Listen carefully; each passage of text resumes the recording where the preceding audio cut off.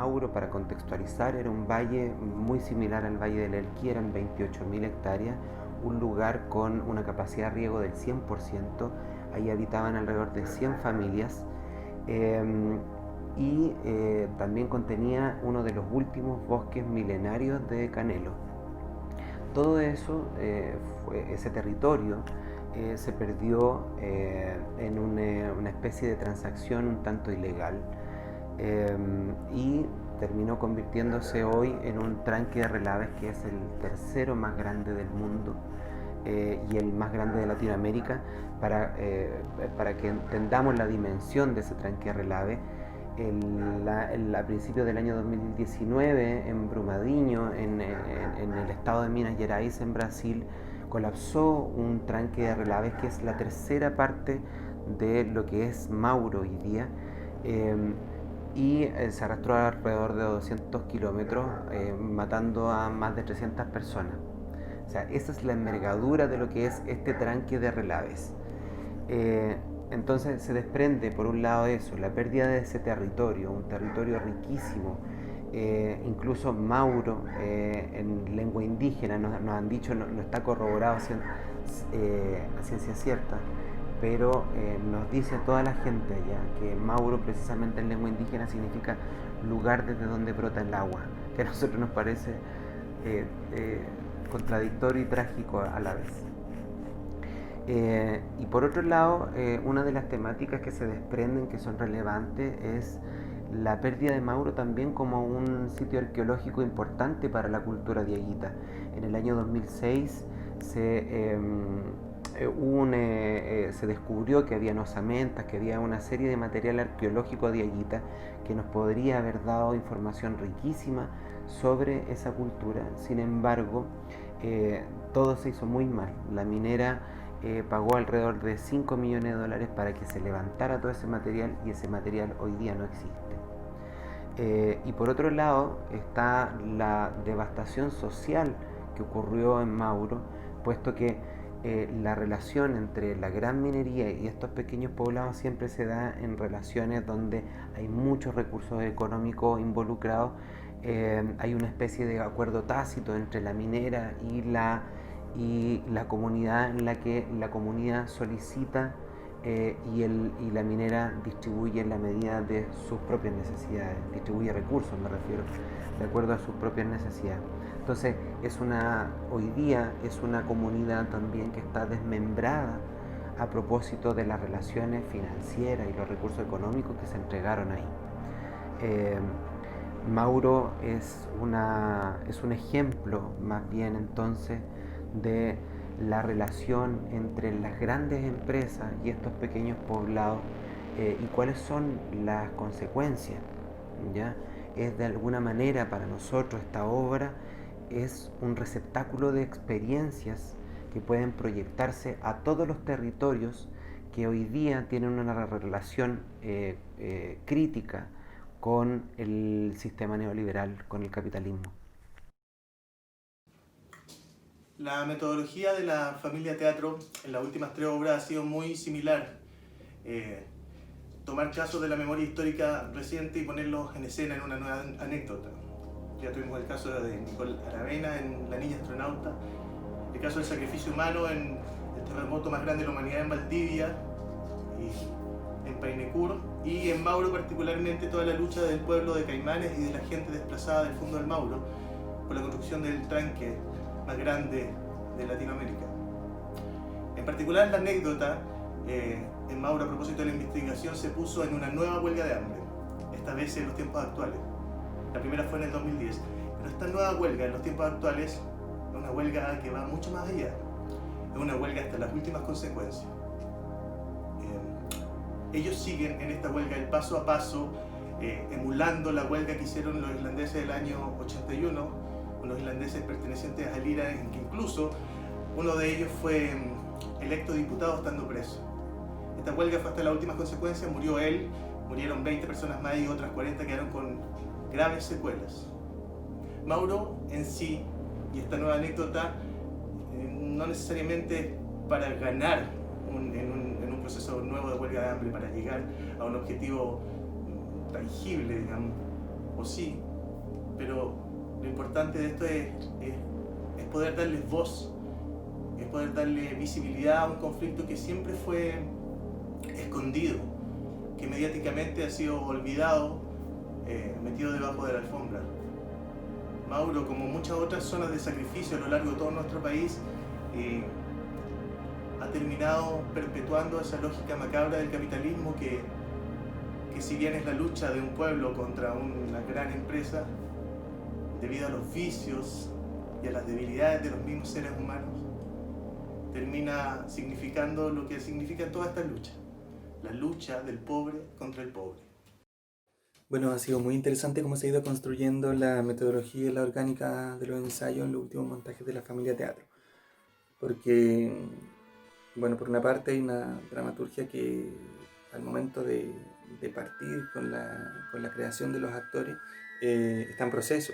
Entonces eso, lejos de ser una barrera, ha sido una ventana de posibilidades, la verdad, porque cuando estábamos en la mitad de los ensayos empezó el estallido social y creo que esa efervescencia, esas ganas de discutir y de conversar sobre todo lo que estaba pasando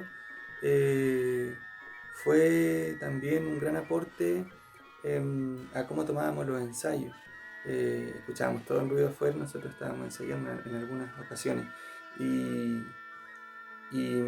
bueno, en esas lecturas también estaban todas estas discusiones, todas estas ganas de ligar todos los temas de la obra a lo que estaba ocurriendo en nuestro país. Entonces creo que el Eduardo, que mezcla súper bien los espacios de dramaturgia y dirección, es capaz de tomar esas ventanas y ir tejiéndolas de la mano de todo el equipo. Entonces juntos vamos generando estas interrogantes, estas reflexiones. El texto nos propone un territorio en específico que es el Norte Chico, particularmente la localidad de Caimanes. Nosotros tuvimos la posibilidad de visitar ese lugar, de conocer a su gente, de poder entrevistarla, de saber cómo viven, cómo se relacionan. Todo eso nos entregó material para construir nuestros personajes y poder desarrollar a cabalidad el universo que nos propone la obra. Creo que es importante destacar que la dramaturgia de la compañía desarrolla en cada personaje temas que se identifican en la investigación. Por ejemplo, en Mauro está la contradicción de quienes luchan, la pérdida del agua, pero desde una perspectiva más particular, más humana, la pérdida de identidad de los indígenas de la zona, la devastación humana a raíz de la relación entre la gran minería y estos pequeños poblados. La geografía interrumpida, el tranque de cemento que quiebra y se impone a la naturaleza, un valle que ya no está y no volverá. Esa fue nuestra premisa. Nos parecía inevitable exponer visualmente el contexto físico en donde viven los personajes, ya que es algo muy presente e importante en el discurso, tanto en los individuos reales en que nos basamos, como de las creaciones ficticias inspiradas en ellos.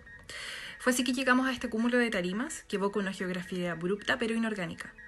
Nuestra idea de desarrollar a medida que avance la obra es que podremos ver cómo este dispositivo escénico se transforma en algo más que una cita geográfica, permitiendo que este espacio se fisure a su debido tiempo. Respecto al vestuario, como mencionamos anteriormente, preferimos crearlo en conjunto con el elenco, ya que son los que habitan al personaje desde un comienzo. Antes de que empezara esta crisis sanitaria, alcanzamos a realizar una entrevista individual con cada integrante del elenco, con el fin de indagar en las perspectivas personales en torno a la creación de sus respectivos personajes como intérpretes, siendo este nuestro punto de partida en la elaboración de una propuesta de vestuario. Por supuesto que este periodo de cuarentena nos obligó a adaptar nuestra forma de trabajar, como a todos, pero afortunadamente, gracias a lo avanzado en los meses anteriores, no lo sentimos como un periodo que nos retrase en el proceso. Más bien lo estamos abordando como una oportunidad, aprovechando este tiempo para detenernos en afinar algunos detalles que pueden enriquecer el diseño. Como la gran mayoría también, nos reunimos a través de Zoom. En estos momentos estamos avanzando en el diseño de vestuario a la espera de reiniciar el trabajo con los actores y a su vez estamos definiendo los últimos detalles de nuestra escenografía para poder dar inicio a la construcción, lo cual creemos que va a ser todo un desafío. No solo las formas de relacionarnos están cambiando, también cómo nos enfrentamos al mundo y cómo vemos en él lo realmente importante. En un trabajo como este, siempre la planificación es muy importante. y hoy día es complejo concretar acciones previstas cuando el tiempo ya no está en nuestras manos. Por eso es que hoy solo nos queda pensar primero en nuestra salud y en la de los otros.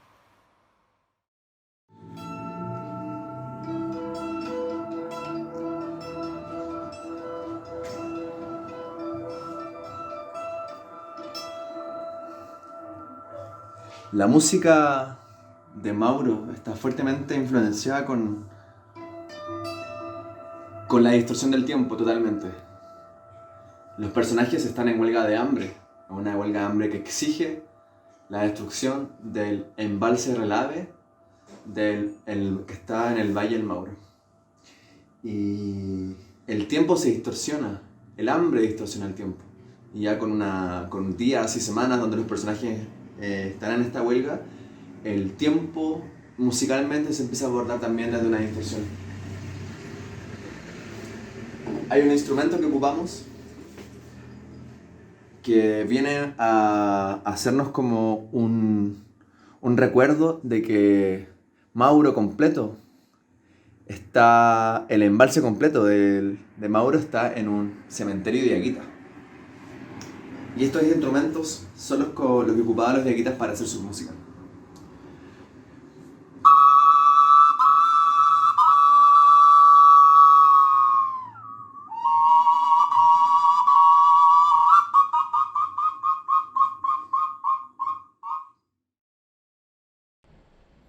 Mauro, la obra que estamos preparando, nos muestra la fuerza de las ideas. La fuerza de las ideas individuales y de las ideas colectivas. Mauro nos cuenta sobre la perseverancia de la lucha contra un sistema que privilegia a los pocos de siempre para que se sigan haciendo ricos y que no les importa quién puede morir en el camino o qué lugar puede morir en el camino. La obra nos muestra una comunidad organizada, pero igualmente nos gusta instalar la pregunta: ¿cómo se construye una comunidad? ¿Cómo se reconstruyen las confianzas para el diálogo, para el trabajo, para la lucha? Incluso cómo se construyen esas confianzas entre los mismos que luchamos, que tratamos de luchar. Reconstruir un país, reconstruir una comunidad, requiere también que nos cuestionemos quiénes somos por dentro y por qué estamos luchando, para qué estamos luchando. Requiere hacer el ejercicio de pensar una nueva constitución interna también. En ese sentido, preparar esta obra, ensayar Mauro, es un constante enfrentar ese daño que tanto nos ha hecho el sistema y preguntarnos si acaso es posible reparar ese daño, aunque sea de a poco, porque es necesario para reconstruir una comunidad distinta.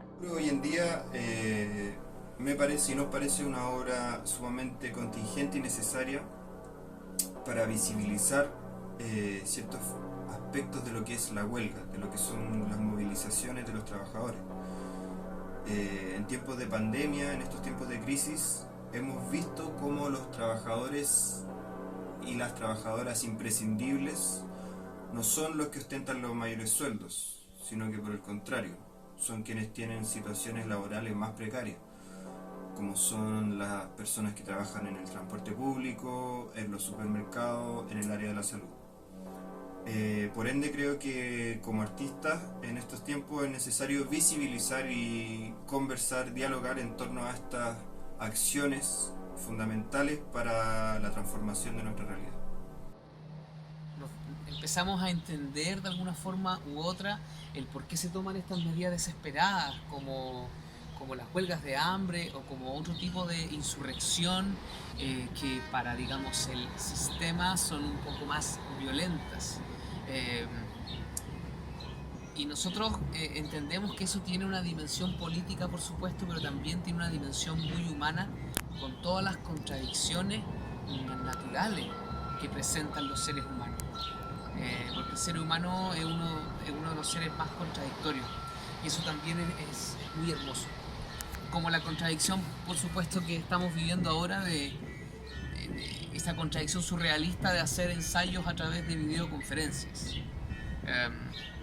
muchas veces hay que transformar el revés en victoria y también podríamos quedarnos en la soledad de nuestras casas, haciendo cada uno su cuarentena propia, como su requiem en soledad, o tratar de seguir saliendo al mundo de alguna forma u otra.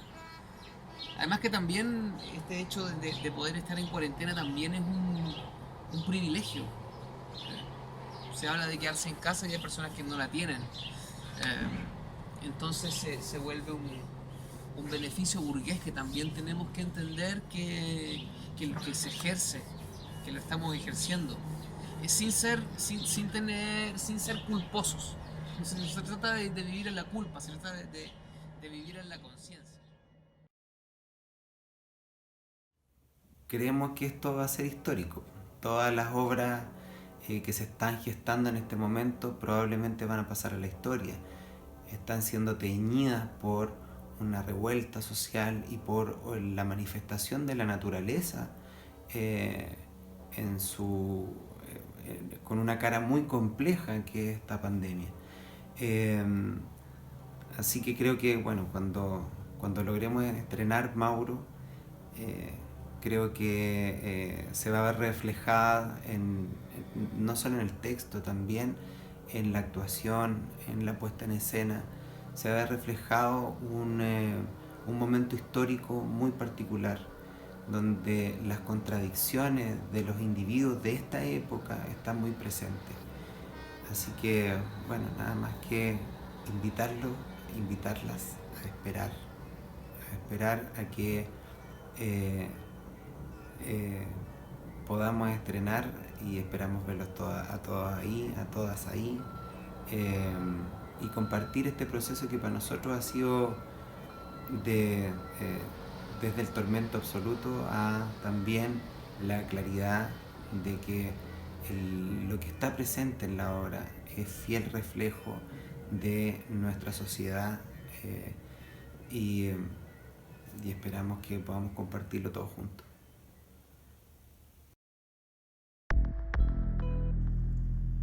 Mauro, en lengua indígena, significa lugar desde donde brota el agua.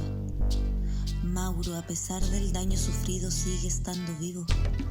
El agua, aunque contaminada, se rehúsa a agotarse.